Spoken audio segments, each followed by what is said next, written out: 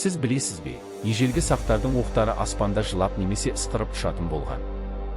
Бұл жай ғана дыбыс емес, жаудың үрейін ұшыратын психологиялық қару еді.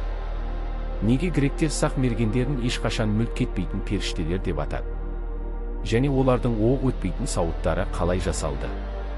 Қазір біз Голливуд жасырған шынайы тарихты ашамыз. Сақтардың басты мақтанышы олардың күрделі құрама садағы.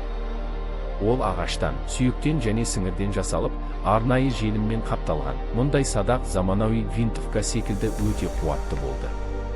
Ол 300-400 метрге дейін ұшып, кез келген темір сауытты тесіп өтетін. Сақтар ат үстінде шауып бара жатып, артына бұрылып оқ атудың шебері болған. Бұл парфиялық соққы деп аталады. Археологтар тапқан сақ оқтарының ұштарында кішкене тесіктер бар. Не үшін? Оқ ұшқан кезде ауа осы тесіктерден өтіп, қатты ысқырған дыбыс шығарады. Сақтардың сауыты заманауи бронежилеттің атасы. Олар темір немесе қола тілімшелерін былғарыға балықтың қабыршағы секілді біріктіріп тіккен.